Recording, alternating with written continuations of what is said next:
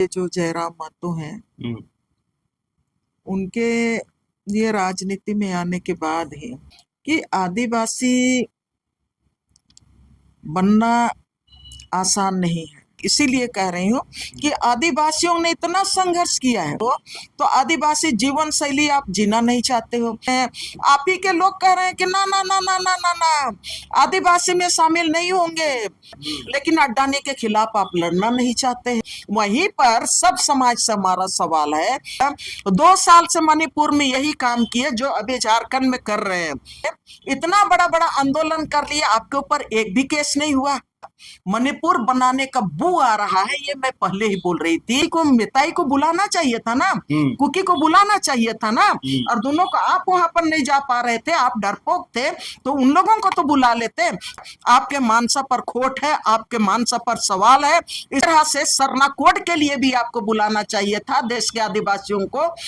और कुछ ना कुछ यहाँ पर संदेह पैदा होता है कि आप इतना जल्दी आप गृह मंत्रालय ने आपने संज्ञान लेके उन लोगों को दूसरा को समझता, तब तक तीसरा आप विवाद को लाके खड़ा कर दे रहे। मैंने फर्जी वोटर लिस्ट भी बना के आप सिर्फ और सिर्फ इस देश के लोगों को गुमराह करना है।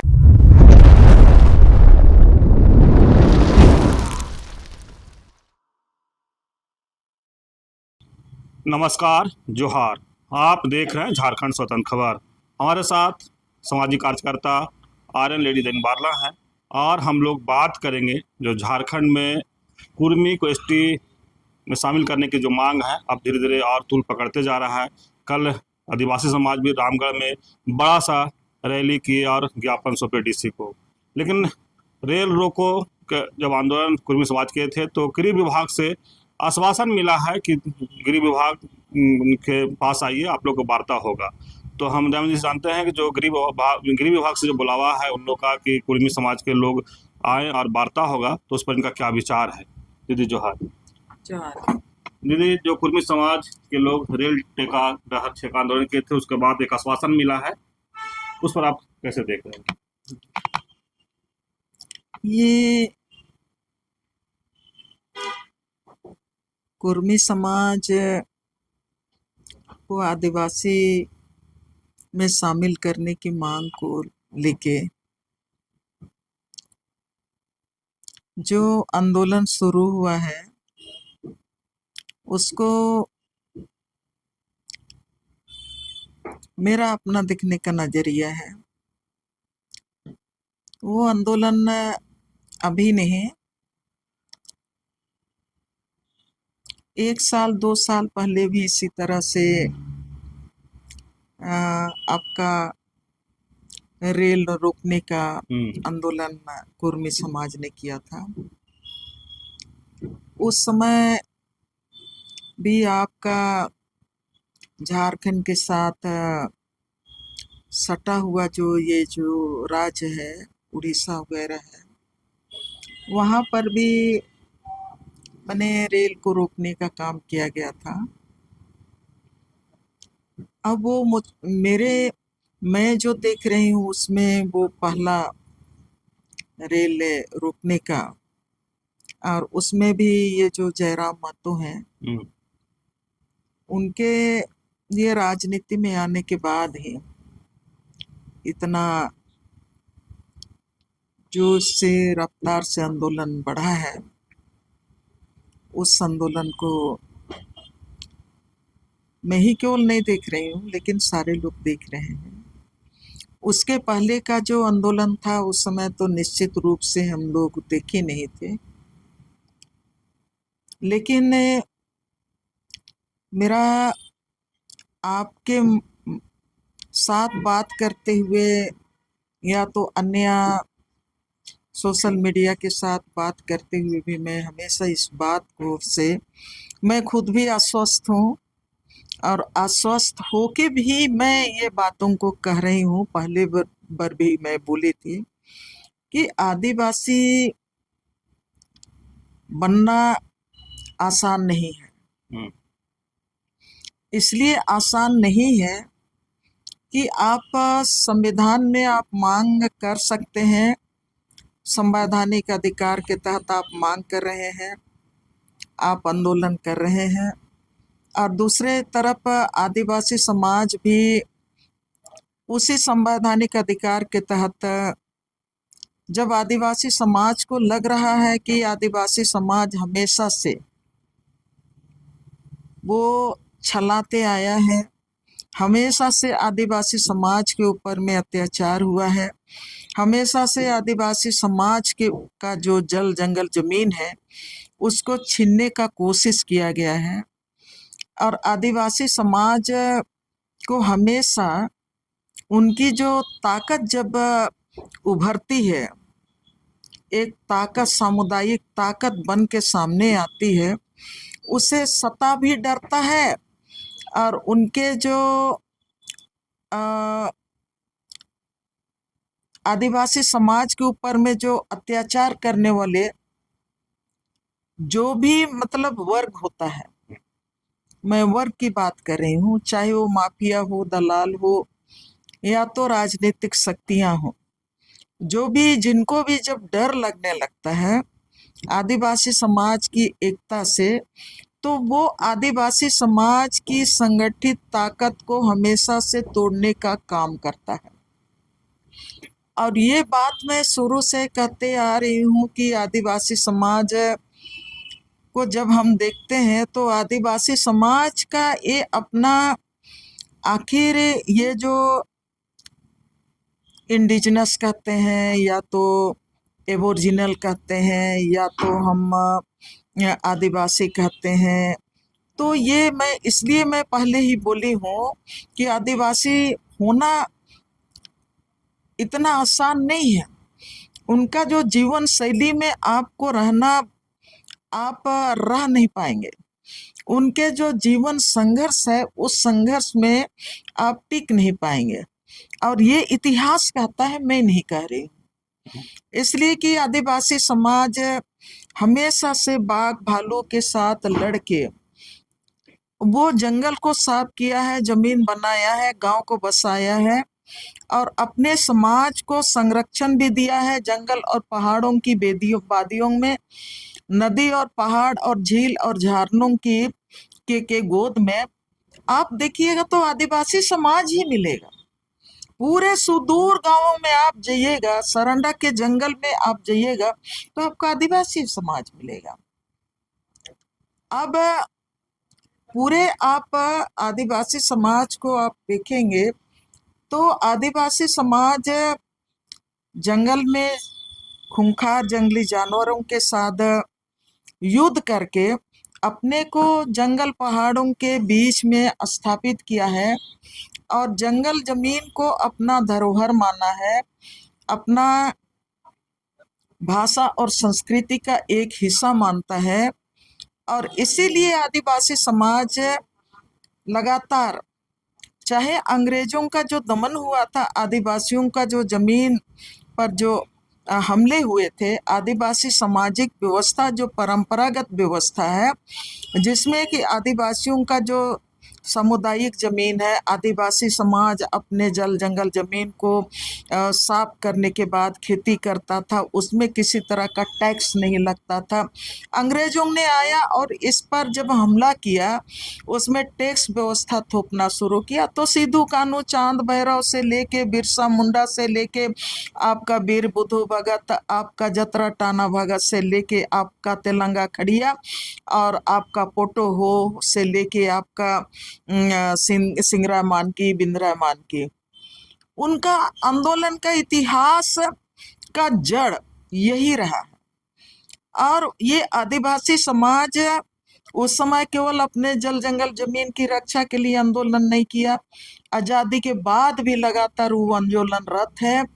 और बार बार मैं कहती हूँ, आज अगर ये झारखंड का जंगल जमीन बचा है, नदी और पहाड़ बचा है, तो सिर्फ और सिर्फ ये जो आदिवासियों के संघर्ष के बदौलत ही बचा है।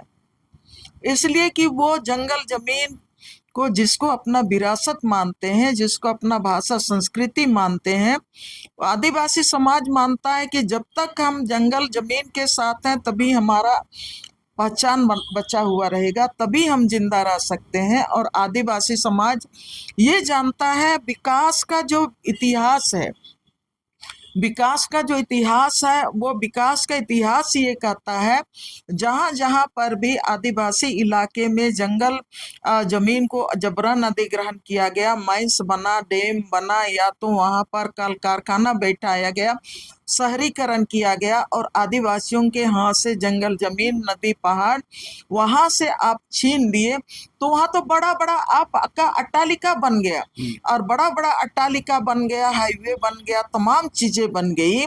तो वहां पर आदिवासियों का हर जगह से आदिवासी जनसंख्या आपका पूरी तरह से खत्म हो गया। आदिवासियों का जो डेमोग्राफी की बात करते हैं पूरी तरह से उलट हो गया। यहाँ पर आदिवासी आपका जिन इलाकों में आपका जंगल जमीन के साथ रहते थे, खेती की जमीन थी, आज की तारीख में आज का वहाँ पर कहाँ पर आपका पूरी तरह से धू धू करता हुआ वहाँ पर कोयला खदान मिलेगा, अब्रक का खदान मिलेगा, वहाँ पर आपका हर तरह के कारखाने मिलेंगे और वहाँ पर हर तरह की मतलब बड़े बड़े मतलब कंक्रीट का आपको जंगल मिलेगा। तो ये आदिवासी समाज इसीलिए आज़ादी के बाद भी जहाँ पर भी विस्थापन का सवाल हुआ वो हम हर जगह वो संघर्ष करते आया। कोयलकारों का लड़ाई मैं हमेशा बोलती हूँ, नेतरहाट फील्ड फायरिंग रेंज जहाँ से 245 गांव को बचाने की बात करेंगे, या तो हम नेतरहाट आपका कोयलकारों परियोजना जहाँ से 256 गांव को बचाने की बात करेंगे, या तो जितने भी आंदोलन हुए सब जगह आदिवासी समाज ने आंदोलन किया और जंगल जमीन को बचा के रखा। आज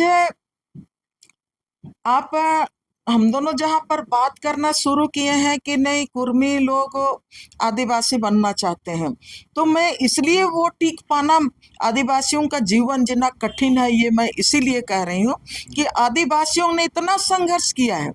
इतना संघर्ष करने के बाद भी आज भी कोयलकारों में जहां पर फायरिंग हुआ, भारतीय जनता पार्टी की सरकार थी उस समय 2001 में 8 आदिवासी और मूलवासी वहां पर मतलब शहीद हुए।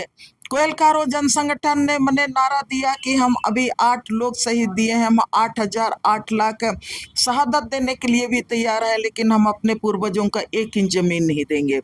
तो ये संघर्ष कौन करेगा? क्या आप कर सकते हैं? आपको तो जहां पर मैंने जमीन के बदले मुआवजा की बात की जाती है वहां पर आप भागल चले जाते हैं। जहां पर आप जमीन के जंगल के बदले आपको नौकरी की बात की जाती है वहां पर भगल चले आते हैं। और इसीलिए मैं बार बार इस बात को कह रही हूँ कि आदिवासी समाज अंग्रेजों के सामने भी सीना में गोली खाया था, वो कभी मतलब समझौता नहीं किया, अंग्रेजों के सामने भी कहीं पर घुटना नहीं टेका। आजादी के बाद भी आज भी आदिवासी समाज अपना जल जंगल जमीन के लिए वो शहीद होते रहा है, हर जगह शहीद होते रहा है। लेकिन आज की तारीख में आप आदिवासी बनना चाहते हैं, आपका आदिवासी बनने का मतलब कि आप आदिवासी जीवन जैसी शैली तो जी नहीं सकते हैं। आप उस जंगल के भीतर में, आप सरांडा के जंगल के भीतर में जो आदिवासी समुदाय है वहां पर आप जाके मिल लीजिए और उनका जिंदगी आप जी लीजिए। और पर्यावरण को जो बचाने की बात है, आज पूरा वर्ल्ड में वर्ल्ड रिकॉर्ड है कि पर्यावरण अगर बचा है तो वो आदिवासियों के बदौलत बचाता है, ये वर्ल्ड रिकॉर्ड है। आज ग्लोबल वार्मिंग को अगर रोक पाया है तो ये आदिवासी समाज रोकने में सक्षम हुआ है।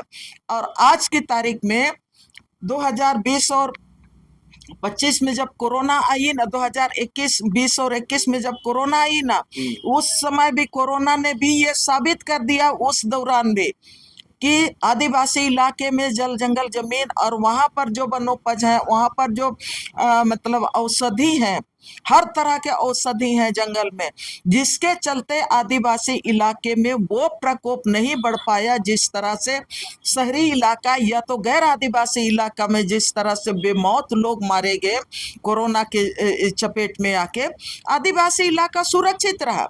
ये तो सब कोई मानते हैं, हर कोई इस बात को मानता है। लेकिन आज की इसीलिए मैं बार बार फिर से दोहरा रही हूँ कि आप आदिवासी बनने का मांग कर रहे हो तो आदिवासी जीवन शैली आप जीना नहीं चाहते हो, जंगल के लिए सुरक्षित रखने के लिए आप संघर्ष नहीं करना चाहते हो, जमीन को बचाने के लिए आप लड़ना नहीं चाहते हो, आदिवासियों का जो धरोहर जल जंगल जमीन है कारपोरेट के लूटता है तो उनके खिलाफ आप लड़ना नहीं चाहते हो। तो आप आखिर आपका ये उद्देश्य क्या है आदिवासी बनने का?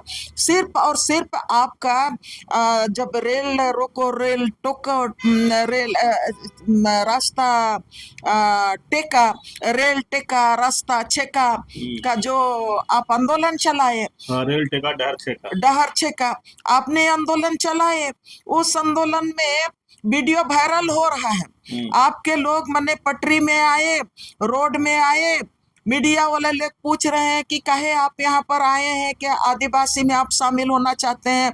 आप ही के लोग कह रहे हैं कि ना ना ना ना ना ना ना, आदिवासी में शामिल नहीं होंगे, हम लोग को आदिवासियों की तरह हम लोगों को आरक्षण, नौकरी में आरक्षण मिलना चाहिए। आपके कितना सारा वीडियो चल रहा है, आपके सारे लोग कर, आपके अधिकांश लोग कह रहे हैं जिनको आपने रोड में निकाल के लाया था रेल टेका डहर छेका के नाम पर, उनको पता भी नहीं है कि आप किस लिए उनको उठा के लाए हैं, किस लिए वो निकल के आया है। उनका सिर्फ और सिर्फ एक ही है कि आदिवासियों की तरह हम लोगों को आरक्षण मिले।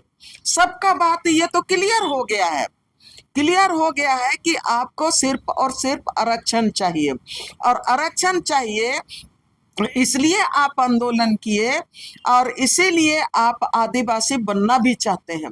आरक्षण कहाँ कहाँ आप लेना चाहते हैं?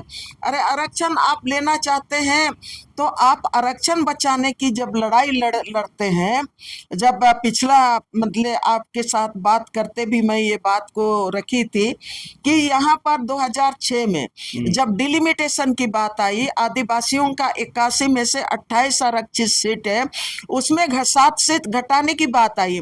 उस समय तो आप नहीं आए आरक्षण को बचाने के लिए लड़ाई लड़ने। कोई अगर सामने आया तो कह दे कि हम आए थे। उस समय आरक्षण बचाने के लिए आरक्षित सीट को घटाने से, डिलिमिटेशन के द्वारा घटाने से रोकने के खिलाफ में बचाने से रोकने के लिए आप उस समय कभी भी आंदोलन नहीं किए, और उस समय लोकसभा सीट भी घट रहा था तो भी मतलब आप सामने नहीं आए बचाने के लिए। और उसके साथ ही ये आरक्षण का जो सवाल जुड़ा हुआ है वो जुड़ा हुआ है CNT एक्ट के साथ भी जुड़ा हुआ है, और यहाँ के जो आपका भूमिफूट जो आदिवासी हैं उनके जीवन शैली के साथ ही आपका 5वीं अनुसूची भी जुड़ा हुआ है। और ये 5वीं अनुसूची के अधिकारों को मांगने के लिए भी आप आंदोलन में सामने नहीं आते हैं। और ये जो 5वीं अनुसूची में अभी पेशा की बात हो रही है, एक तरफ आदिवासी समुदाय पेशा लागू कराने की लड़ाई लड़ रहे हैं, लंबी लड़ाई लड़ रहे हैं, फिर भी आप यहाँ पर नहीं आते हो। 5वीं अनुसूची के जो 23 मने प्रावधान है उनको हमको मिले, जो आपको संविधान ने दिया है 1996 में, उस प्रावधान को जहां पर आपका मिनरल्स में अधिकार मिला है, ग्राम सभा को आप जो 5वीं अनुसूची में ग्राम सभा को अधिकार मिला है, फॉरेस्ट माइनर फॉरेस्ट प्रोड्यूस में आपको अधिकार मिला है, जमीन को आज कहां पर आप किनको देना चाह रहे हैं, नहीं देना चाह रहे हैं, कारपोरेट को देना चाह रहे हैं, नहीं देना चाह रहे हैं, ये तमाम निर्णय आपके हाथ में आपको 5वीं अनुसूची ने सौंप दिया है। लेकिन आप उस अधिकार को भी लेने के लिए कभी भी सामने लड़ाई लड़ने नहीं आए, जबकि एक तरफ आदिवासी समाज लगातार इसको लड़ रहा है, लगातार लड़ रहा है। और इसी में ये जो 5वीं अनुसूची के जो तमाम प्रावधान है उसको माइनर मिनरल्स में ग्राम सभा को अधिकार मिले, और ये जो लघु वनोपज है उसमें ग्राम सभा को अधिकार मिले, जो पेशा कानून के तहत, उसको लड़ते लड़ते माफियाओं के खिलाफ लड़ते लड़ते चंद्रदेव उरांव की हत्या हो गई पलामू में, और उसी तरह से कर्रा में लड़ाऊ जोंको की हत्या हो गई। आप ये जो 5वीं अनुसूची का अधिकार को लेने के लिए जो आपके ग्राम सभा आपका भी है, आपका भी ग्राम सभा है, लेकिन ये जो 5th शेड्यूल के अंदर में जो अधिकार दिया गया है, उस अधिकार का रक्षा करने के लिए आपने तो कभी नहीं आया। लेकिन आपका ये जो रेल रोकने का जो आपने आयोजन किया, उसमें पुरुष लोग भी कह रहे हैं कि आप लोग आदिवासी बनना चाहते हैं, तो लोग बोलते ना ना ना ना ना, आदिवासी नहीं बनना चाहता है, सिर्फ हम लोग माने आदिवासियों की तरह आरक्षण मिले। तो भाई आप लोग आरक्षण मांगने के लिए आ रहे हैं, तो आदिवासी में ही आरक्षण काहे मांग रहे हो? हाँ, भारतीय संविधान तो आपको दिया है, आदिवासी को भी दिया है, आपका ओबीसी को भी दिया है, आपका अल्पसंख्यक को भी दिया है, आपको एससी बीसी सब कोई को दिया है। तो आपको मिला है, आप ओबीसी कैटेगरी में है, तो आपको भी तो बड़ा लंबा चौड़ा आपको आरक्षण मिला है। तो आप अपना आरक्षण बढ़ाने की मांग क्यों नहीं करते हैं? सीधे सीधे तौर पर हमको आरक्षण में जो आपने क्राइटेरिया रखा है, उससे हमको और मतलब हमारा जनसंख्या, आप कह रहे हैं कि हमारा जनसंख्या ज्यादा है, तो आप जो आरक्षण का मतलब आपके लिए है, उससे बढ़ा के आप और मांगते। कौन आपको रोका है? हम लोग भी समर्थन करते, आपका जो आरक्षण बढ़ाने की मांग करेंगे, उसके लिए केवल आप लड़ाई लड़ते, तो उसमें सब कोई आपको समर्थन करता।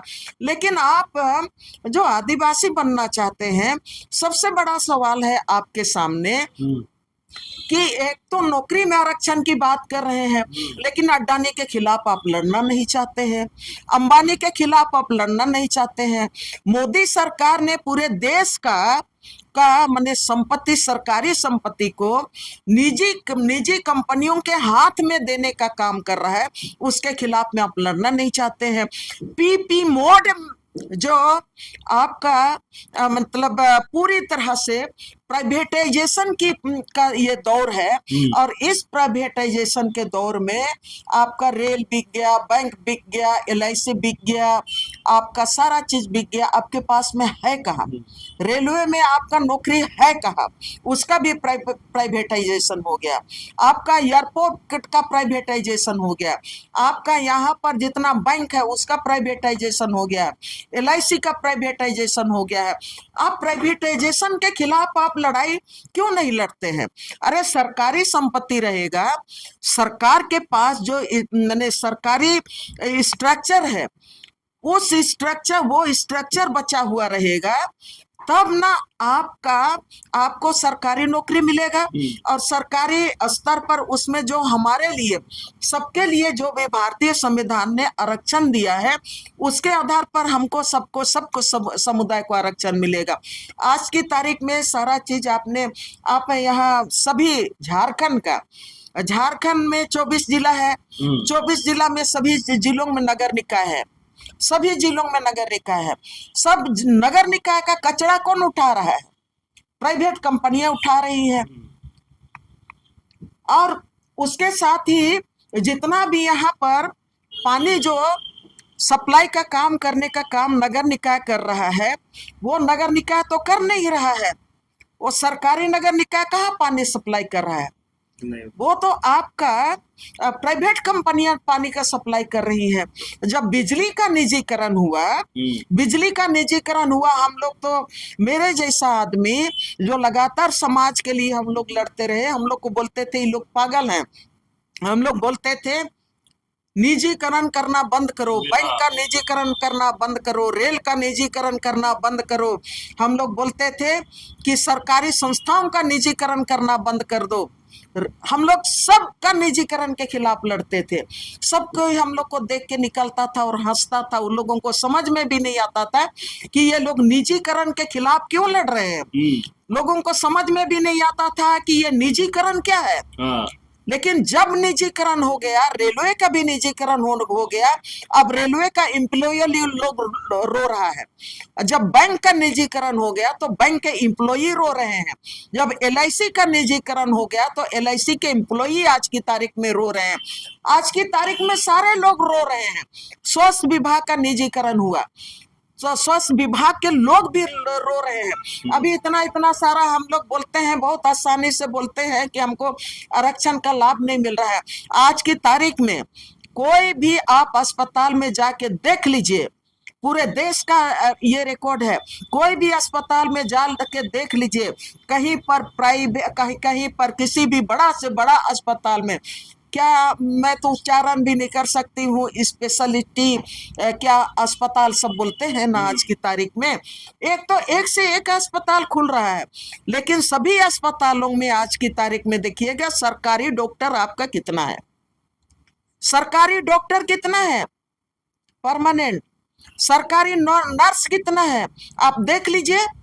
जितने भी आपका ट्रेनिंग करके निकल रहे हैं वो संविदा में काम कर रहे हैं, डॉक्टर संविदा में है, नर्स संविदा में है, और उनको मतलब 3 साल में कि 5 साल में, हर साल आपका 5 साल के में हर डॉक्टर का दिमाग में रहता है कि हाँ हमको मतलब रेनुअल होना है, और रेनुअल होना है तो उनको डर लगा हुआ रहता है, क्या पता इस बार हमारा नौकरी का रेनुअल हो रहा है कि नहीं हो रहा है। हर नर्स को डॉक्टर डर लगा हुआ रहता है कि हमारा रेनुअल होगा कि नहीं होगा, और हर हर चीज में उसी तरह से चल रहा है। तो मेरा ये कहना है कि जब सारा चीज निजीकरण हो गया, आज की तारीख में ये अलग बात है कि यहाँ पर सरकार भी हम लोगों को बोलती है कि नहीं, जो मतलब लोकल है उनको 75 पे स्थानीय को नौकरी मिलना चाहिए। लेकिन निजीकरण, जो निजी कंपनियां हैं, वो निजी कंपनियां जो व्यवसायिक संस्थाएं हैं, वो आपको 75 पे % नौकरी क्यों देगा। हर व्यवसाय करने वाले लोग, हर कंपनी वाले लोग, हर कोई देखता है कि हमारा बिजनेस में कौन आदमी, कौन सक्षम व्यक्ति है जो हमारा जो संस्था है, हमारा बिजनेस है, उसको वर्ल्ड मार्केट में वो माने हमको लेके जा सकता है। कौन आदमी है जो वर्ल्ड मार्केट में हमारा संस्था को ले जाके खड़ा कर सकता है और वहां पर हमारा प्रॉफिट बना सकता है। लॉस में तो कोई नहीं आपको रखेगा, कोई लॉस में आपको नहीं रखेगा। तब ऐसे परिस्थिति में यहाँ पर आज की तारीख में शिक्षक बहाली, कल परसों दिन मैं देख रही थी, यहाँ पर 49 नियुक्तियां हुए, उसमें आपका क्या आउटसोर्सिंग 30 का हुआ। 49 जो नियुक्तियां हुई शिक्षक में, उसमें आपका 30 आउटसोर्सिंग। भाई आउटसोर्सिंग, भाई आप इसका लड़ाई क्यों नहीं लड़ते हो? हाँ, आउटसोर्सिंग माने क्यों हो रहा है बाहर से? क्या झारखंड में नहीं है या कि दूसरे राज्य में नहीं है? लेकिन जो निजीकरण का जो प्रोसेस चल पड़ा है, उस निजीकरण के प्रोसेस जो आधार बना दिया गया है, उस निजीकरण को जब तक आप नहीं रोकेंगे, और सरकार, केंद्र सरकार भी, चाहे जो भी सरकार हो, वो निजीकरण की तरफ जब आपको लेके चला गया और आप सारा चीज को आप स्वीकार पर स्वीकार किए।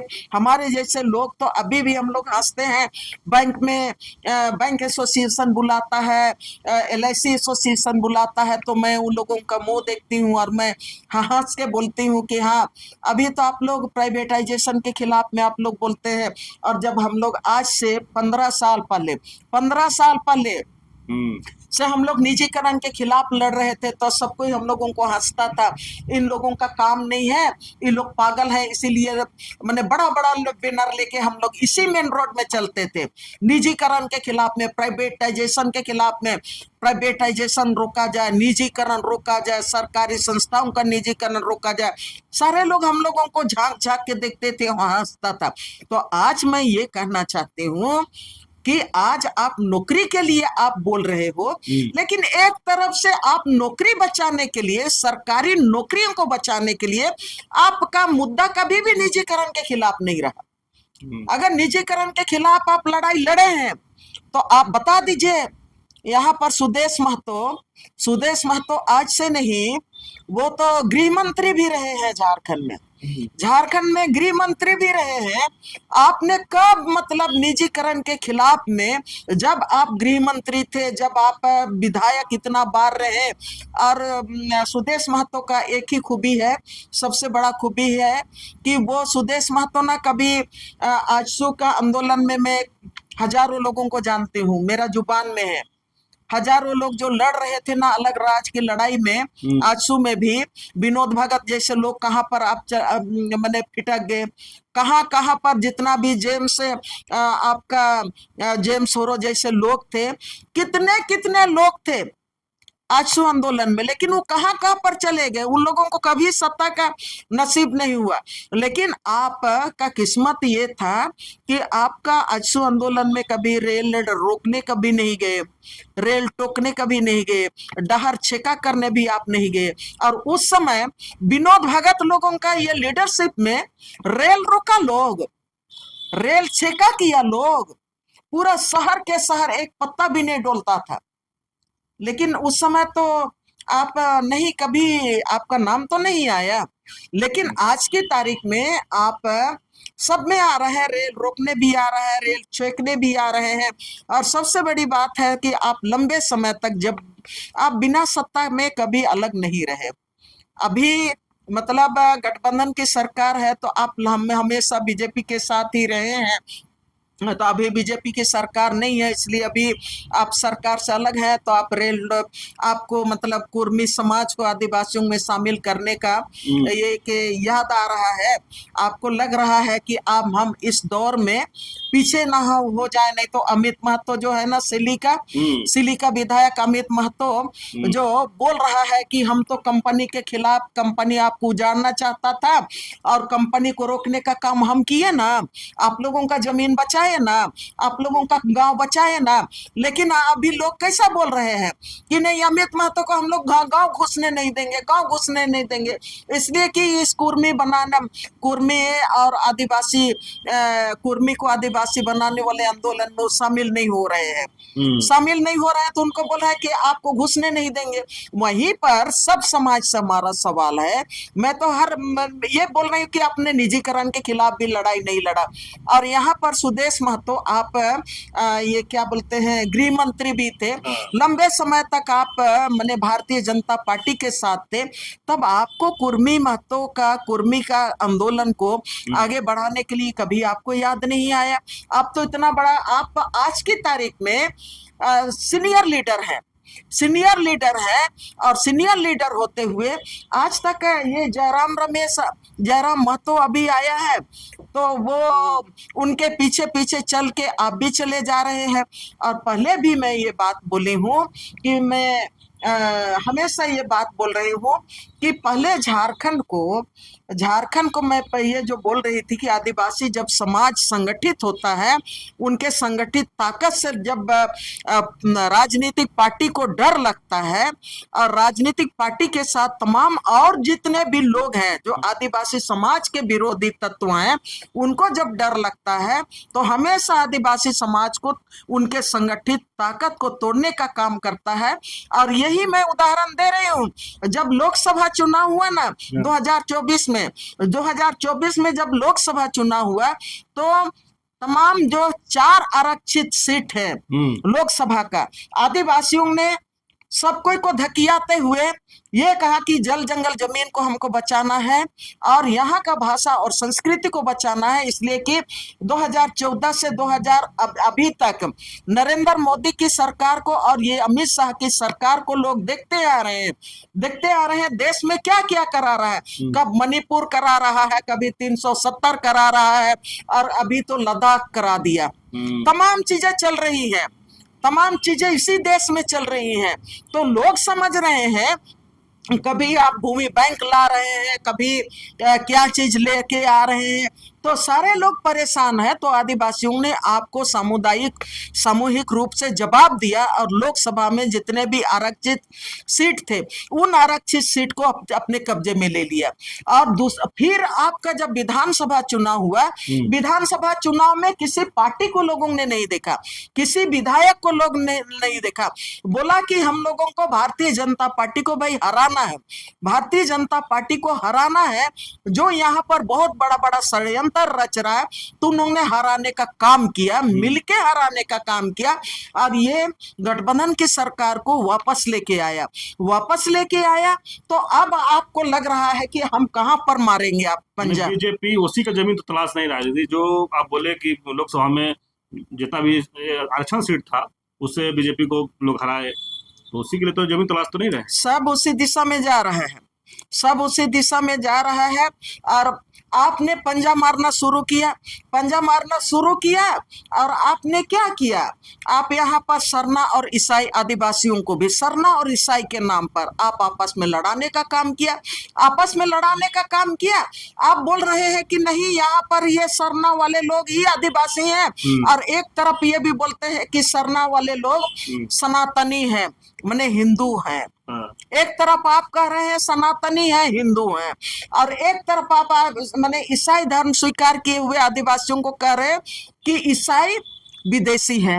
अब यहाँ पर सारे के सारे लोगों के दिमाग में आपने ऐसा बीज डालने का काम किया कि अभी ये जो क्या बोलते हैं, अब आदिवासी बनना चाह रहे हैं ना कुर्मी समाज, उनका भी सोशल मीडिया सब में आप देखिए एक एक कमेंट आ रहा है कि वो नहीं बोल रहा है कि मतलब सरना आदिवासियों का क्रिश्चियन, वो बोल रहा है कि हाँ आदिवासी लोग माने उसका विरोध कर रहा है, माने कुर्मी जो आदिवासी बनना चाह रहा है उसका, लेकिन उस पर नहीं बोल रहा है। वो बोल रहा है कि नहीं, ईसाइयों पर आप कुछ नहीं कर रहे हैं। लोग कह रहे हैं, अपना अपना मंतव्य दे रहे हैं, उसी समुदाय से बोल रहा है कि नहीं, हमारा मानना है कि पहले ईसाई मिशनरियों को खत्म कर दिया जाए। अरे ईसाई मिशनरियों का रोजी रोटी आप खा रहे हैं। कोई बोलता है कि ईसाई मिशनरियों का रोजी रोटी से पैसा से आप आंदोलन करें। अरे हम लोगों ने कोयल कारो किसी का बाप के ताकत से नहीं लड़ा, हम लोगों ने नेतरहाट की का आंदोलन किसी का माने ताकत से हम लोगों ने नहीं लड़ा। ये है आदिवासियों का ताकत, और इसी को आप तोड़ने के लिए यहाँ पर कभी सरना ईसाई करा रहे हो। अब वो सरना ईसाई से भी आपको लग रहा है कि हम दूर तक नहीं जा सकते हैं, दूर तक नहीं जा सकते हैं। तो आप 2 साल से मणिपुर में यही काम किए जो अभी झारखंड में कर रहे हैं। झारखंड में अभी जो कर रहे हैं ना आदिवासी समाज में शामिल होने का, वही काम आप 2 साल पहले से आप मणिपुर में किए, मेताई और कोकियों के बीच में आपने किया। लेकिन 2 साल तक आपने इतना घरों को उजाड़ा, इतना आपने हिंसा को आपने जगह दिया, आपने वहां पर असंवैधानिक काम को आपने जगह दिया। लेकिन गृह मंत्रालय को कब कानो कान मैंने पता नहीं था कि यहाँ पर इतने कुकियों का घर जला दिया गया, इतने मेताइयों का घर जला दिया गया, इतने मैंने कुकी महिलाओं के साथ मतलब बदसलूकी किया गया, इतने लोगों के साथ यौन शोषण किया गया, इतने कुकियों का घर जला दिया गया, इतने लोग यहाँ से पलायन करके चले गए। गृह मंत्रालय तो कभी ने उसका नोटिस नहीं लिया, कभी संज्ञान नहीं लिया ना, मैंने आपका हमारा प्रधानमंत्री संज्ञान लिया, और आप यहाँ पर माचिस लग गया। मतलब कुर्मी अब आदिवासी हक की लड़ाई लड़ेगा, तो हक की लड़ाई के लिए वो लोग निकल गया है। तो अभी आपने जो मुझसे सवाल करना शुरू किया कि मैं किस तरह से देखती हूँ, मैं कोई भी चीज को मतलब ये बिना प्रूफ के मैं बोलना भी नहीं चाहती हूँ, लेकिन उसका जो मतलब जो चीजें रहती हैं, जो घटनाक्रम होता है, उसका एनालिसिस जब तक आप नहीं करेंगे तो आपको रिजल्ट तक कैसे पहुंचेंगे। तो जब आप यहाँ पर इतना आंदोलन हुआ, इतना आंदोलन के बाद मतलब आदिवासियों ने इतना आंदोलन किया, कुकी लोगों का इतना घर के घर जला, उसके पहले आप देख लीजिए 3 साल तक कोरोना में भी 2020 में भी किसान लोग एमएसपी को लेके हरियाणा और पंजाब के किसान वो लोग अपना ट्रैक्टर लेके चल दिए अपना दिल्ली की तरफ। सरकार बात नहीं करना चाह रही, यहाँ पर ध्यान देने की बात है। जब सरकार उनकी बातों को नहीं सुन रही है कि एमएसपी हमको दिया जाए, इसमें एमएसपी दिया जाए, इस अनाज में हमारा एमएसपी दिया जाए, और उसकी लड़ाई को लेके जब सरकार नहीं सुन रही थी, उनकी बातों को सरकार नहीं सुन रही थी, वो संज्ञान में भी नहीं ले रहा था केंद्र सरकार, भारतीय जनता पार्टी की सरकार, तो उन्होंने हरियाणा बॉर्डर तक आया, बाघा बॉर्डर तक आया, सिंधु बॉर्डर तक आए, और कितना लंबा समय तक उन्होंने वहां पर डेरा डाला। 600 किसान, वो जब डेरा डाला ना 600 किसान मर गए। तो तो वहां पर ये कहेंगे कि वो शहीद हो गए। और जब वो लोग आ रहे थे तो आपने उनके रास्ता को रोकने के लिए आपने क्या किया, रास्ता में बड़ा बड़ा गड्ढा खोद दिया, बड़ा बड़ा कील ठोक दिया कि किसान दिल्ली तक नहीं पहुंचे। ठीक है, किसान दिल्ली तक नहीं पहुंचे, हरियाणा के किसान दिल्ली तक ना पहुंचे। आपने ये काम किया, आपने ये काम किया, तब आपने सुना नहीं किसानों का बात को। आपने वहां के किसानों का, पूरे देश के किसान, उसके बाद संयुक्त किसान मोर्चा के नाम पर झारखंड में भी आंदोलन चला, पूरे देश में आंदोलन चला, लेकिन आपने किसानों को दिल्ली तक आने नहीं दिया, नहीं दिया। और अभी एक रेल टेका और रास्ता छेका हो गया तो आप अभी तो सब कोई कह रहे हैं कि हम लोग जब जाते हैं, हमारे ऊपर तो 2006 से लेके नरेगा का लड़ाई से लेके अभी तक हमारे ऊपर कितना केस हुए, ठीक है, कितना केस हुए, लेकिन आप इतना बड़ा बड़ा आंदोलन कर लिए, इतना बड़ा बड़ा आंदोलन कर लिए, आपके ऊपर एक भी केस नहीं हुआ, कहीं पर भी केस नहीं हुआ। राज्यव्यापी आपका रेल रोको आंदोलन चला, लेकिन कहीं पर भी किसी के ऊपर में कोई केस नहीं हुआ, इसलिए कि आप उतने ही शांति प्रिय है। आपके ऊपर में आप बिल्कुल अनुशासन रूप से वहां पर बैठे हुए थे, ठीक है। और आप जब आंदोलनकारी चिन्हितीकरण की बात होती है, सरकार आंदोलनकारी कौन कौन झारखंड के लिए आंदोलन किया, तो सब कोई अपना केस निकालता है, अपना केस निकाल के बोलता है कि हमने आंदोलन किया, हमने। अरे वो आंदोलनकारियों को तो आप पूछ नहीं रहे हैं, जिनके ऊपर में हजार हजार केस होने के बाद जो अपना सर्टिफिकेट भी जलाया और उनको आज नौकरी तक भी आप नहीं देने सके। अब ये सरकार, रेल तो केंद्र सरकार की है ना, केंद्र सरकार ही रेलवे पटरी भी बेच दिया है, रेलवे भी बेच दिया है केंद्र सरकार एयरपोर्ट भी बेच दिया है, सड़क भी बेच दिया है, और आज की तारीख में अडानी और अंबानी उसका मालिक है। तो अब शांतिपूर्ण ढंग से अडानी के लोग कैसे मैंने केस नहीं किए। तो मैं पहले ही बोल रही थी, मुझको तो ये बू आ रहा है, ये मणिपुर बनाने का बू आ रहा है, ये मैं पहले ही बोल रही थी। और पहले से मैं ये कह रही थी, मणिपुर में झगड़ा क्या था, झगड़ा में वो भी था कि मतलब कुकी आदिवासियों के उनमें मेताई लोग मांग रहे थे कि हमको एसटी बनाया जाए, और एसटी वहां भी बनने के लिए क्यों बोल रहे थे, इसीलिए वो कह रहे थे कि कुकी लोग पहाड़ में जंगल में रहते थे, उसके नीचे का जो धरती के नीचे का जो जमीन है ना, उसमें सोना है, हीरा है, सारा चीज है, मिनरल्स है, सारा चीज है, आरक्षण तो है ही, लेकिन उसके साथ वो भी है। तो इसलिए आप वहां पर भी लड़ाई लड़ने के लिए 2 साल तक से ऊपर मणिपुर को जलने दिए।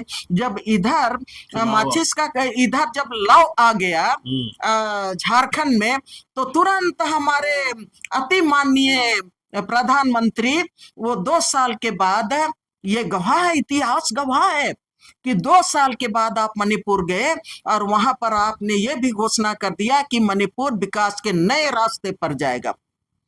तो आप झारखंड में भी जो आप कर रहे हैं ना, तो आपने जो सवाल किया कि आपका क्या मानना है, मेरा मानना है कि पहले से ही मैं बोल रही थी कि ये मणिपुर की बू है और मणिपुर का लव यहाँ तक पहुंच गया है। तो आप किसानों को दिल्ली तक नहीं पहुंचने दिए, किसानों का बात तो छोड़ दीजिए, किसानों को आप उस समय भी किसानों को क्या बोलता था, क्या वादी, अलगाववादी, ये लोग अलगाववादी लोग हैं। आदिवासी लोगों को भी बोलता है कि नहीं, ये लोग मतलब देशद्रोही हैं। और मैं आपको याद दिलाना चाहती हूँ कि आपने किसी को भी दिल्ली दरबार नहीं बुलाया, तो गृह मंत्रालय कैसे इतना तुरंत बुला लिया भाई, ये सबसे बड़ा सवाल है। कैसे आप इतना जल्दी उन लोगों को दिल्ली दरबार बुला लिया। गृह मंत्रालय, अपना गृह मंत्रालय मणिपुर जब 2 साल से जल रहा था, तब आपने किसी को, मेताई को बुलाना चाहिए था ना, कुकी को बुलाना चाहिए था ना, और दोनों को आप वहां पर नहीं जा पा रहे थे, आप डरपोक थे, तो उन लोगों को तो बुला लेते और आपस में बैठ के आप मैंने सुलह करा लेते। आपने नहीं किया, आपके मानसा पर खोट है, आपके मानसा पर सवाल है, इसलिए कि आज राजनीति, यहाँ पर एक बात मैं झारखंड के आदिवासियों के बारे में ये बात करना चाहती हूँ, सिर्फ झारखंड ही नहीं लेकिन पूरे देश के आदिवासियों के बारे में। जब देश के आदिवासी अलग पहचान की मांग कर रहे हैं, सरना कोड का मांग उतना ही पुराना है जितना आपका मांग है ना, उससे ज्यादा पुराना मांग है सरना कोड की मांग, कि सरना कोड हमको दिया जाए, अपना संवैधानिक पहचान होगा, अपना संवैधानिक अधिकार के तहत हम जब भी जनगणना होगा उसमें आदिवासियों का जनसंख्या को बरकरार रखने के लिए, उनका डेमोग्राफी को बरकरार रखने के लिए हम यहाँ पर मतलब हमको सरना धर्म कोड दे दीजिएगा तो हम अपने को दर्ज करेंगे, आपके पास अपनी उपस्थिति बताएंगे। लेकिन आपने तो ये पर नहीं बुलाया, सरना समुदाय को कभी नहीं बुलाया। पिछले बार की जो आपका हेमंत सरकार थी ना, पिछले कैबिनेट में उन्होंने यहाँ से सरना ओब्लिक आदिवासी धर्म कोड के रूप में उन्होंने यहाँ पर कैबिनेट से आपका रिकमेंड करके दिल्ली सरकार को भेजा, दिल्ली सरकार को भेजा तो लेकिन आज तक आप उसमें कुंडली मार के बैठे हैं। आपके देश के आदिवासियों से आप क्यों संवाद नहीं कर रहे हैं? देश के आदिवासियों के साथ आपको गृह मंत्रालय जिस तरह से अभी इनिशिएटिव ले रहा है, उसी तरह से सरना कोड के लिए भी आपको बुलाना चाहिए था देश के आदिवासियों को, और आपको ये कहना चाहिए था कि देख क्रिश्चियनों को तो आप गाली दे ही रहे हैं, तो आप कहते कि नहीं, क्रिश्चियनों से बचने के लिए, आपका मतलब अस्तित्व को बचाने के लिए, आपके हक और अधिकार को बचाने के लिए और हिंदुत्व से बचने के लिए आपको अपना सरना कोड या तो आदिवासी कोड हम देना चाहते हैं। आइए सब कोई मिलके बैठेंगे, पूरे देश के जहां पर आपका 700 आदिवासी हैं, 700 आदिवासियों के जो समूह हैं, उनके जो हेड है उनको आप बुलाते, उनके जो नेता हैं उनको आप बुलाते और सलाह मशविरा करते। 214 से आज तक आप केंद्र में बैठे हुए हैं, जबकि आपका कोड देने का काम केंद्र सरकार का है, ठीक है, धर्म कोड देने का काम केंद्र सरकार का है, और ये जो जाति, इस जाति से उस जाति में करने का काम भी आपका केंद्र सरकार का है। लेकिन आप सरना कोड के लिए जो आपका रिकमेंड भेजा गया है, उस रिकमेंड को आप कुंडली मार के बैठे हैं। बार बार मैं इस बात को बोलती हूं कि केंद्र सरकार के पास बहुत सारे आदिवासी विधायक हैं, उनसे आप क्यों नहीं बात करते हैं? बात करना चाहिए था। तो यहाँ पर कुछ ना कुछ सवाल तो यहाँ पर पैदा होता है और कुछ ना कुछ यहाँ पर संदेह पैदा होता है कि आप इतना जल्दी आप गृह मंत्रालय ने आपने संज्ञान लेके उन लोगों को बुलाया। एक बात और कहना चाहती हूँ, प्रयोजित लग रहा था ये आंदोलन, आपको लगता है कि प्रयोजित था? मेरा हाँ और नहीं कहने का कोई मतलब नहीं है, ये तो पूरा दुनिया जान रहा है। आज की तारीख में बच्चा के बच्चा सबको ये बात को बोल रहा है, सबको ये इस बात को बोल रहा है, और ये लोगों को वहां पर बुला के वहां तो पर बुलाएगा, वहां से आश्वासन देगा, वहां से आश्वासन देगा, बोलेगी कि हम तो तुमको देने के लिए तैयार हैं। तुम राज्य सरकार को तुम प्रेशर डालो, राज्य सरकार पर तुम प्रेशर डालो और वहां से रिकमेंडेशन भेजो। तब यहाँ पर राज्य सरकार या तो आपका गठबंधन की सरकार है, और गठबंधन की सरकार में आपका जेएमएम है, कांग्रेस है, राजद है, और तमाम जितने भी आपका लेफ्ट पार्टी के समर्थन से ये सरकार बनी है। अब बोलेगा कि नहीं, आप इस पर आप प्रेशर डालो, आप इस पर प्रेशर डालो, इसके लिए आप वहां से वापस आएंगे, वहां से वापस आएंगे और आप मतलब है यहाँ आंदोलन को और माने हवा देंगे, हाँ, और तेज करेंगे, और तेज करेंगे।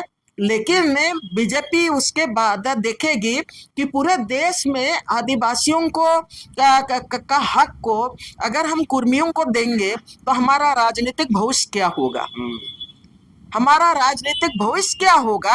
वो जोड़ घटाव कर लेगा, उसके बाद वो तय करेगा कि हमको देना चाहिए नहीं देना चाहिए। और इसीलिए वो मैंने ढेला पर ढेला, तालाब सन तालाब में फेंक रहा है। तो अभी ये तमाम चीजें चल रही हैं और आगे भी चलेंगी। मैं एक ही बात कहना चाहती हूँ कि अगर कुर्मी भी अपना हक बरकरार रखना चाहता है और दूसरे समाज भी अपना हक को बरकरार रखना चाहता है, संविधान में जो चीजें हैं, आप संविधान के अधिकार बचाने की भी तो लड़ाई नहीं लड़ रहे हैं।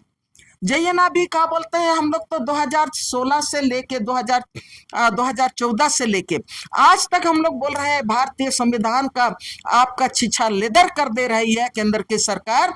जितने भी राज्य की जो संघीय ढांचा है आपका इसमें संविधान के तहत में तमाम संघीय ढांचा को खत्म कर दिया, ध्वस्त कर दिया है। तमाम जो संघीय ढांचा को जो अधिकार था उस अधिकारों को खत्म कर दिया है, लेकिन उस पर तो आप बोलते नहीं हैं। क्यों नहीं बोलना चाहते हैं? अब राज्य के तमाम संघीय ढांचा ही खत्म हो जाएगा तो संविधान कहां से रहेगा? और जब संविधान आज सुरक्षित नहीं है, आज की तारीख में CNT एक्ट में किस तरह से भारतीय जनता पार्टी ने 5वीं अनुसूची होते हुए यहाँ पर 5वीं अनुसूची होते हुए पूरे देश में आपने लैंड बैंक लाया, झारखंड में भी आपने लैंड बैंक लाया, आपने 5वीं अनुसूची का उल्लंघन किया, आपने CNT एक्ट का उल्लंघन किया, आपने मुंडारी खुटखटी का उल्लंघन किया, आपने तमाम कानूनों को, संविधान के तमाम अधिकारों को आपने ताक में रख के किनारे करके आपने अडानी और अंबानी के इशारे पर आपने तमाम कानूनों को बाईपास करके आप अपना कानून थोपने का काम किया। आप फॉरेस्ट राइट एक्ट यहाँ पर बना है, ठीक है, 2006 फॉरेस्ट राइट एक्ट बना था कि जितने भी मैंने फॉरेस्ट जंगल में जो निवास करने वाले हैं उनको बनपटा दिया जाए। आपने 2020 में फॉरेस्ट कंजर्वेशन एक्ट लाया और फॉरेस्ट कंजर्वेशन एक्ट के तहत में आप कई फरमान जारी कर दिए। आप जो दौली लेके जाएगा, टंगिया लेके जाएगा, कोई भी गाय चराने वाला या तो कोई भी गांव वाला जाएगा, चाहे आदिवासी जाएगा, चाहे तो मूलवासी जंगल में जाएगा, चाहे महुआ चुनने जाएगा, अपने साथ हसुआ भी लेके गया, तो आप उनको फॉरेस्टर को आपने आदेश दिया है कि देखते साथ तुम गोली मार दो। ये फॉरेस्ट कंजर्वेशन एक्ट में आप ये कह रहे हैं। अब फॉरेस्ट कंजर्वेशन एक्ट में आप कह रहे हैं कि झारखंड पूरा माइनर से मिनरल से भरा हुआ राज्य है, अगर यहाँ का पूरा जंगल के जंगल खत्म कर लो और यहाँ जितना जंगल था उजाड़ दिया खदान के नाम पर, तो वो जंगल को आप जयपुर में लगा दो, तो ये है फॉरेस्ट कंजर्वेशन एक्ट में ये भी कहता है। इसके खिलाफ में कोई नहीं लड़ा, आदिवासी ही लड़ रहा है।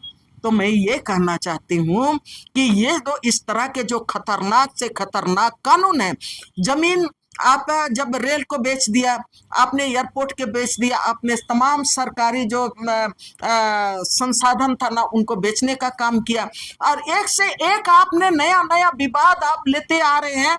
एक को लोग समझता तब तक आप दूसरा मैंने विवाद खड़ा कर देना, दूसरा को समझता तब तक तीसरा आप विवाद ला के खड़ा कर दे रहे। मैंने यहाँ के लोगों को आप सोचने का कभी मौका ही नहीं दे रहे हैं। हम ये कह रहे हैं जब पूरे देश में सब कोई जब राजनीति की बात आती है तो सभी जगह वोट चोर की बात हो रही है, वोट चोर की बात हो रही है। कांग्रेस हमने विपक्ष के संसद के विपक्ष के जो नेता है राहुल गांधी वोट चोर का सवाल को उठा दिया, वोट चोर का उठा, वो प्रूव भी कर दिया कि किस तरह से इलेक्शन कमीशन ने एक ही रातों रात मैंने एक ही इलाका में आपका 46 लाख आपका वोटर नए जुट गए और कहीं पर मर गए। तो भाई उसका प्रूफ मांग रहे हैं, इलेक्शन कमीशन से भी मैंने राहुल गांधी प्रूफ मांग रहा है, आप तो प्रूफ भी नहीं देना चाह रहे हैं। आप जिस तरह से महाराष्ट्र में राजस्थान में आप अपने अंडर में ले लिया, आप कब्जा करने का काम किया, उसी तरह से आप रातों रात अपना वोट बैंक बना के मैंने फर्जी वोटर लिस्ट भी बना के आप अपना वोट बैंक बना के आप अपना सत्ता हासिल करना चाहते हैं और सत्ता हासिल कर भी रहे हैं, और उसमें आधा आपको धक्का दे दिया गया, इसीलिए आपका 400 पार की बात आपका 240 में आप सिमट गए। तो ये तमाम चीजों को अभी आप चाह रहे हैं कि इसी तरह का तमाम चीजों को हम रायता फेंकते रहें, इसी तरह की तमाम मुद्दों को हम फेंकते रहें, ताकि जो जनता है वो जनता माने आपस में लड़ते रहे।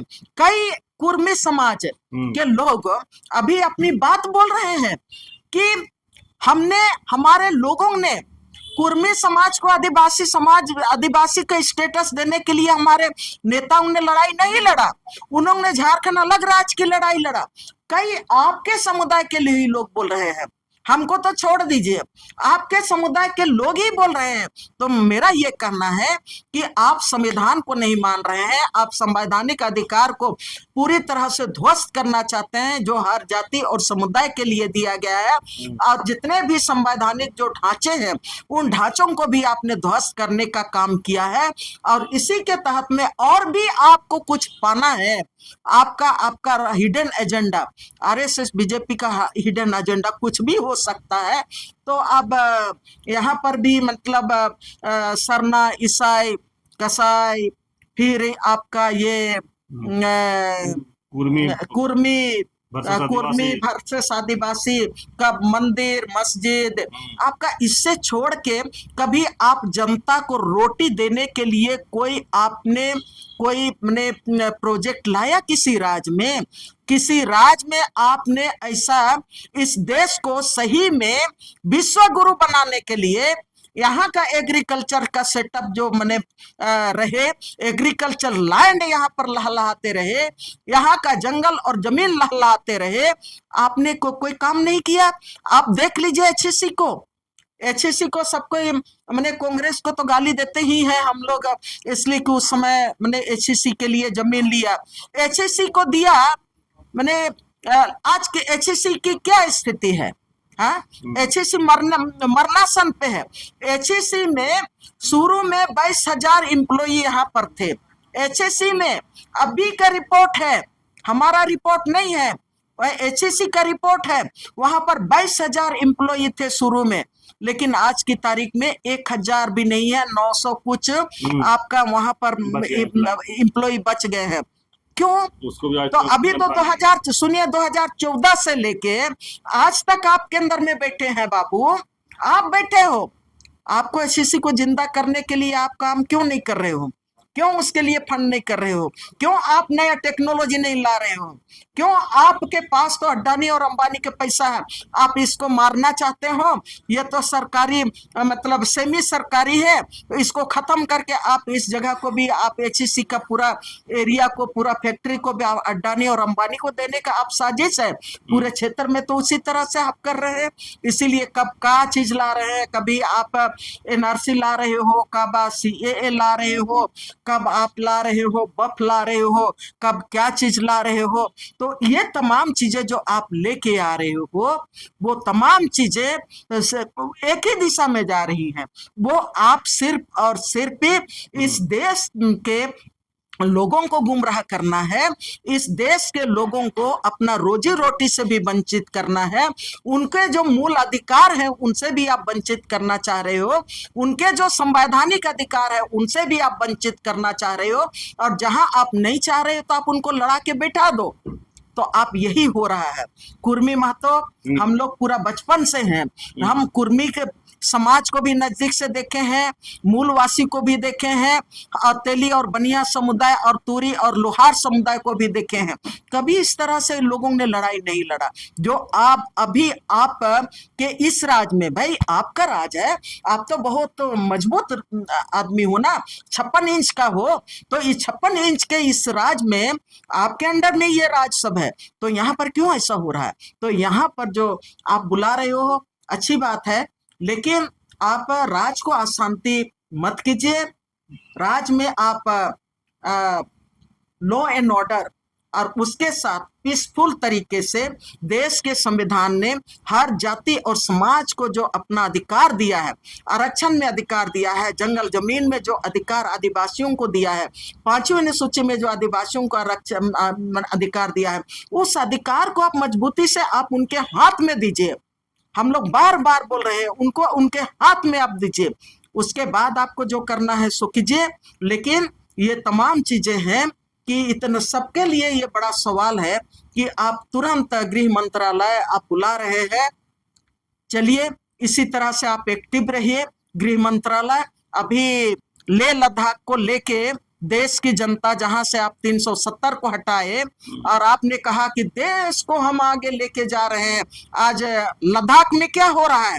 आज वहां पर छठी अनुसूची में अपने को शामिल करने की मांग कर रहा है वहां के लोग। तो आप वहां पर आज आपके कार्यालय में आग जल रहा है, आखिर ये क्यों हो रहा है? गृह मंत्रालय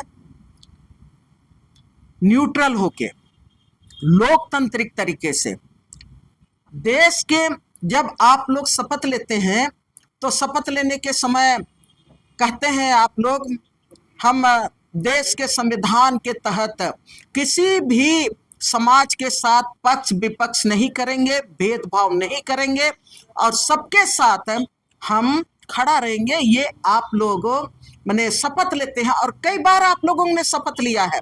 कभी सीएम के रूप में शपथ लिया, कभी प्रधानमंत्री के रूप में शपथ लिया, कभी गृह मंत्री के रूप में शपथ लिया।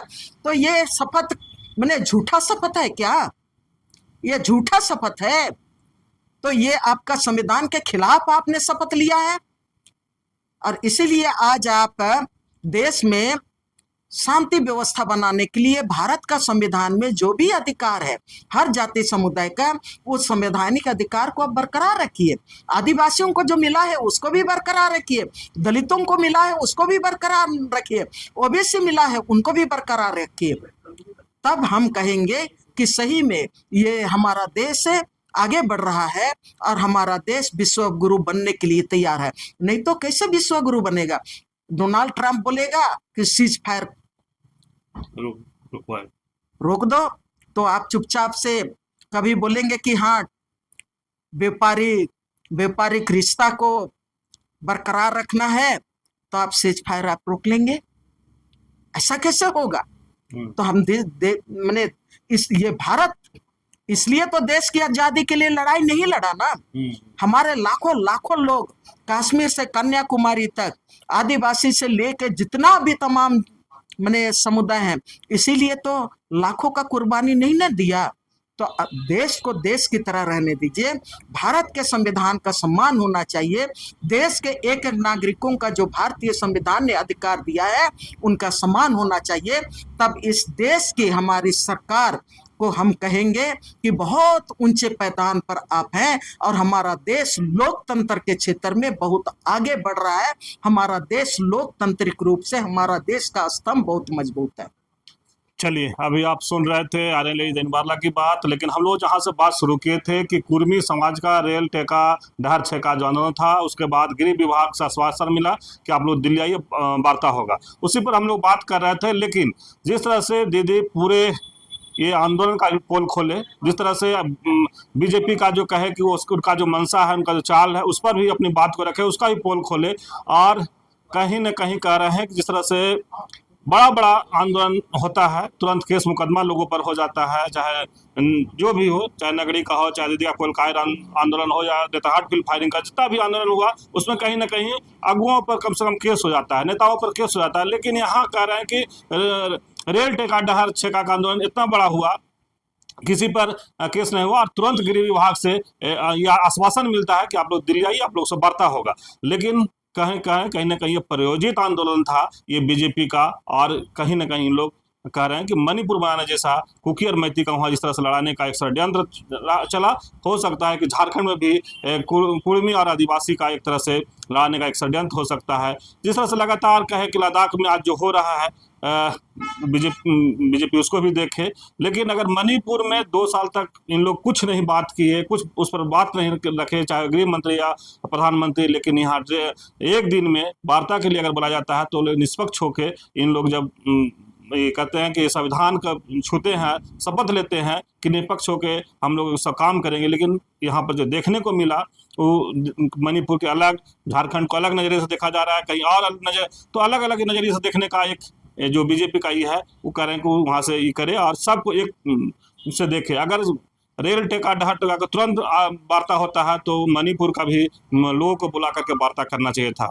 लेकिन जो आशंका जता रहे हैं कि जिस तरह से झारखंड में अगर होने का जो आशंका है इनका, उस पर भी अपनी बात को रखे। तो इस तरह खबर को देखने के लिए आप झारखंड स्वतंत्र खबर जुड़े रहिए। जोहार, नमस्कार।